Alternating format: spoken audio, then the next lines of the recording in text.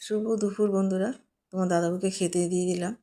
দেখো থালায় ভাত দিয়েছি, কালো জিরে ফোড়ন দিয়ে উচ্ছে কুমড়ো ভাজা করেছি, সেটাও আমি দিয়ে দিলাম থালায়। মানকচু ভাতে দিয়েছি, সেটাও আমি থালায় দিলাম। মানকচু আমি সর্ষে তেল নুন কাঁচা লঙ্কা দিয়ে মেখেছি আর মিক্সড আচার দিয়েছি। মানকচুটা খেতে আরও ভালো লাগে। আর বরবটি বাটা করেছি, সেটাও দিয়ে দিলাম। বরবটি আমি ভাপিয়ে নিয়ে জল ফেলে দিয়ে পেঁয়াজ রসুন কাঁচা লঙ্কা দিয়ে মিক্সিতে বেটে আমি কালো জিরে ফোড়ন দিয়ে নুন হলুদ দিয়ে সামান্য মিষ্টি দিয়ে আমি বরবটি নেড়ে চেড়ে আমি নামিয়ে নিয়েছি।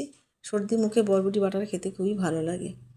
আর দেখো ফুলকপি আর আলু দিয়ে মাছের ঝোল করেছি, রুই মাছের ঝোল পাতলা করে করেছি বন্ধুরা, খেতে কিন্তু খুবই ভালো হয়েছে।